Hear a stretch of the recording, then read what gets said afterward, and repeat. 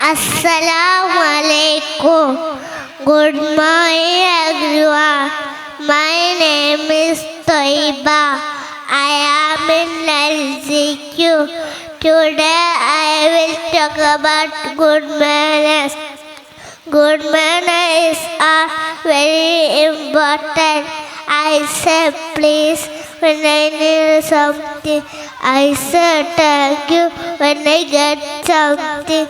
I say sorry when I make mistake.